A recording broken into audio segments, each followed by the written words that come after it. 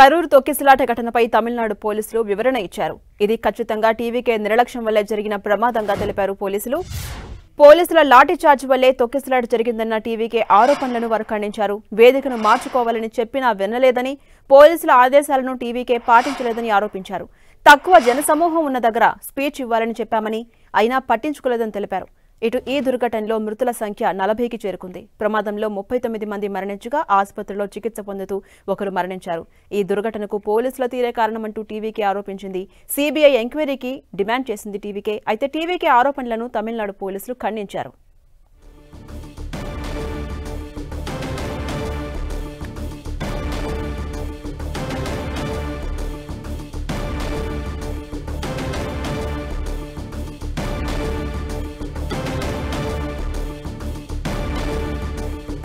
కరూరు తొక్కిసలాట ఘటనపై తమిళనాడు పోలీసులు వివరణ ఇచ్చారు. ఇది ఖచ్చితంగా టీవీకే నిర్లక్ష్యం వల్లే జరిగింది ప్రమాదంగా వారు అభివర్ణించారు.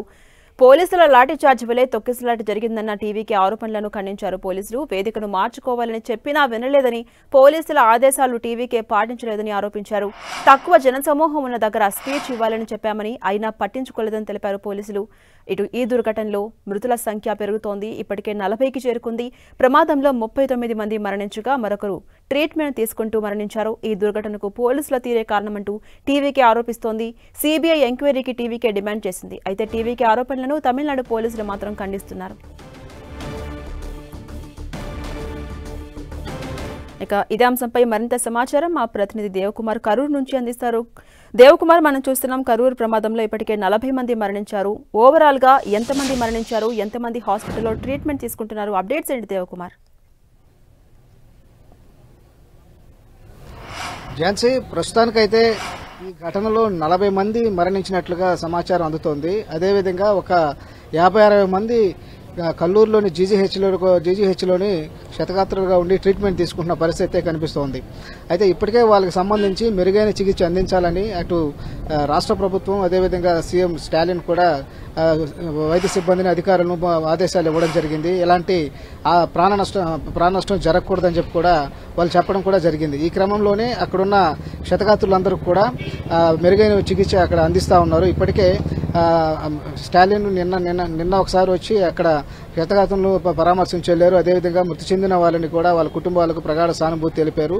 వాళ్ళ కుటుంబాలను ఆదుకుంటాను కూడా చెప్పి వెళ్లడం జరిగింది. అదేవిధంగా అతని కుమారుడు, అలాగే మాజీ మంత్రులు, అలాగే ఇతర పార్టీలకు సంబంధించిన నాయకులంతా కూడా ఆ ప్రాంతానికి చేరుకుని వాళ్ళని పరామర్శిస్తున్నారు. కొద్దిసేపటి క్రితం అన్నాడీఎంకే నేత శశికళ కూడా అక్కడికి రావడం జరిగింది. వచ్చి క్షతగాత్రులందరూ కూడా పరామర్శించారు.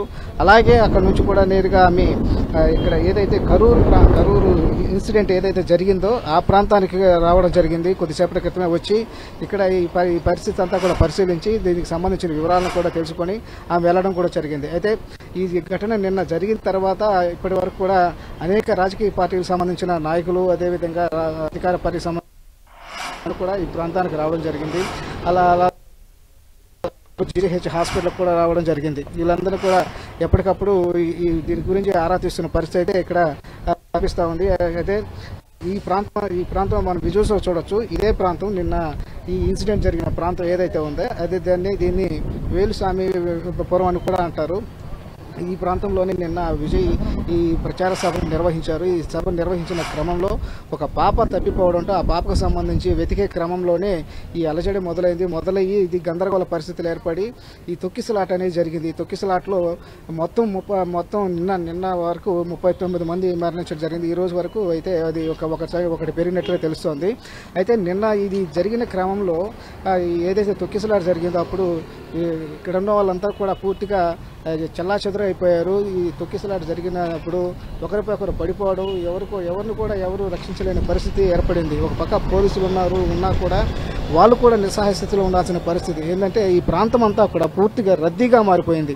అంటే ఇది వాళ్ళ ఏదైతే ఈ విజయ్ పర్మిషన్ తీసుకునింది 10,000 మందికి పర్మిషన్ తీసుకున్నట్లుగా పోలీసులు చెప్తున్నారు. అయితే ఇక్కడ మాత్రం సుమారుగా అప్పుడు జన సమీకరణ 50 నుంచి 60,000 వరకు సాగిన జన సమీకరణ జరిగినట్లుగా తెలుస్తోంది. ఈ క్రమంలోనే ఈ తొక్కిసలాట జరిగింది కావున ఇంతమంది చనిపోయినట్లుగా మనకు అర్థమవుతుంది. అయితే ఇప్పుడు ఈ ఘటన పైన భిన్న వాదనలు వినిపిస్తూ ఉన్నాయి. ఒక పక్క అధికార పార్టీ పోలీసులు ఒక వాదన వినిపిస్తుంటే ఈ టీవీకే పార్టీ మాత్రం మరొక వాదన వినిపిస్తూ ఉంది. అంటే ఇక్కడ ఈ ఘటన జరిగిన దానికి కారణము అధికార పార్టీ కుట్ర అని చెప్పేసి టీవీకి అంటుంటే విజయ్ ఆలస్యంగా రావడము అదేవిధంగా వారు నిర్లక్ష్యంగా వ్యవహరించడం వల్లే ఈ ఘటన జరిగిందని అధికార పార్టీ అదేవిధంగా పోలీసులు ఒకరిపై ఒకరు విమర్శించుకుంటున్న ఆరోపణలు చేసుకుంటున్న పరిస్థితి అయితే ఈరోజు కనిపిస్తూ ఉంది. ఒక పక్క చూడొచ్చు మనం ఇక్కడ నిన్న జరిగిన తర్వాత వేల మందికి సంబంధించిన చెప్పులు షూలు ఈ జెండాలు ఏదైతే ఇవన్నీ అన్ని ఇక్కడే పడిపోయి ఉన్నాయి. ఈ ప్రాంతాన్నంతటి కూడా ఈ పోలీసులు తమ కంట్రోల్లో తీసుకున్నారు. ఇక్కడ ఎవరు రానియకుండా ఇక్కడ ఏ వస్తువును తాకనీయకుండా అన్ని జాగ్రత్త చర్యలు తీసుకుంటున్న పరిస్థితి అయితే ఇక్కడ పోలీసులు చేస్తూ ఉన్నారు. గట్టి బందోబస్తును కూడా ఏర్పాటు చేసిన పరిస్థితి అయితే కనిపిస్తోంది. అయితే ఇప్పటికే ఈ ఘటన జరిగిన తర్వాత ఇప్పటికే విజయ్ పైన కరూరు పోలీస్ స్టేషన్లో కేసు నమోదైంది. ఆయనతో పాటు ఆ పార్టీకి సంబంధించిన మరో 4 వ్యక్తులపైన కూడా కేసులు నమోదు చేశారు. అదేవిధంగా ఈ ఘటన పైన సీఎం స్టాలిన్ కూడా స్పందించి దీనిపైన రిటైర్డ్ జడ్జి చేత విచారణ జరిపించాలని కూడా ఆదేశాలు ఇవ్వడం జరిగింది. మరోవైపు హోంశాఖ సంబంధించి అమిత్ షా కూడా ఈ ఘటన పైన ఒక నివేదిక ఇవ్వాలని కూడా ఈ తమిళనాడు ప్రభుత్వాన్ని కోరిన పరిస్థితి అయితే కనిపిస్తోంది. అయితే మొత్తంగా చూస్తే ఈ ఘటన అనేది జరిగిన తర్వాత ఈ రోజుకి 40 మంది ప్రాణాలు పోగొట్టుకోవాల్సిన పరిస్థితి అయితే ఏర్పడింది. అయితే దీనిపైన ఈ ఘటన పైన అటు టీవీకే పార్టీ అధ్యక్షుడు కూడా సీరియస్ గా స్పందించారు. ఈ ఘటనలో ఒక కుట్ర దాగి ఉంది, అధికార పార్టీ కుట్ర దాగి ఉంది అనేసి దీనిపైన సిబిఐ విచారణ జరిపించాలని చెప్పేసి ఆయన వాళ్ళకి సంబంధించి మద్రాస్ హైకోర్టులో పిటిషన్ కూడా ఆయన దాఖలు చేశారు. ఈ పిటిషన్లో అంటే ఇక్కడ ఏదైతే నిన్న ఈ తొక్కిసలాట జరిగిందో ఆ తొక్కిసలాటకు ప్రధాన కారణము పోలీసులు చేసిన లాఠీ చార్జీ వల్ల ఈ ఘటన జరిగిందనేసి వాళ్ళు ఆరోపిస్తూ ఉన్నారు. ఈ ఆరోపణలతోనే వాళ్ళు మద్రాస్ హైకోర్టులో ఒక పిటిషన్ దాఖలు చేశారు. దీనిపైన సిబిఐ విచారణ జరిపించాలని కోరారు. దానికి సంబంధించి రేపు ఈ మద్రాస్ కోర్టులో ఇది రేపు విచారణ జరగనుంది. అదేవిధంగా చూస్తే ఇక్కడ ఈ రోడ్డుని కానీ చూస్తే మనం ఇది పెద్ద విశాలమైన రోడ్డు లాగా ఏమి కనిపించడం లేదు. ఇది ఇరుకైన రోడ్డులాగా కనిపిస్తోంది. వాస్తవంగా ఈ టీవీకే పార్టీ వాళ్ళ వాదన వినిపించేది ఏంటంటే మేము అసలు ఈ స్థలంలో మేము పర్మిషన్ అడగలేదు, మేము వేరే దగ్గర పర్మిషన్ అడిగితే ఈ స్థలంలో పర్మిషన్ ఇచ్చారు కాబట్టి దీని వెనక చాలా కుట్ర దాగి ఉంది అనేసి టీవీకే పార్టీ ఆరోపిస్తోంది. అదేవిధంగా భద్రత కల్పించడంలో కూడా పోలీసులు విఫలమయ్యారని కూడా ఆరోపించడం జరిగింది. కానీ పోలీసులు మాత్రం మేము భద్రత కల్పించాము, మేము భద్రత కల్పించకపోతే ఈ ప్రాంతానికి ఇంత జనాభా ఉన్న ఈ ప్రాంతానికి విజయ్ ఇక్కడికి రావడము అసాధ్యము. కాబట్టి అదేవిధంగా బహిరంగ సభ ప్రచార సభలో విజయ్ కూడా స్వయంగా పోలీసుల వల్లే నేను ఈ సభ వరకు రాగలిగాను అనేసి స్వయంగా చెప్పడం కూడా చేశారు అని డీజీపీ చెప్పడం జరిగింది. ఏదేమైనా ఈరోజు డీజీపీ చెప్పేది ఏంటంటే మా నిర్లక్ష్యం ఏం లేదు, ఏదైతే నివేదిక వస్తుందో నివేదిక తర్వాత అతని పైన చర్యలు తీసుకునే అవకాశాలు ఉంటాయని చెప్పి కూడా పోలీసులు ఒక పక్క చెప్తున్నారు. మొత్తానికైతే ఈ ఘటన జరిగిన తర్వాత ఒక పక్క టీవీకి అధ్యక్షుడు విజయ్ అదేవిధంగా ముఖ్యమంత్రి స్టాలిన్ ఇద్దరు కూడా పూర్తి స్థాయిలో స్పందించారు. కుటుంబాలకు అండగా ఉండాలని నష్టపరిహారం కూడా ప్రకటించడం జరిగింది. ఇప్పటికే అధికార పార్టీకి సంబంధించి ఒక్కొక్కరికి చనిపోయిన వాళ్ళకి కుటుంబాలకు ఒక్కొక్కరికి 10 లక్షల చొప్పున నష్టపరిహారం ప్రకటించారు.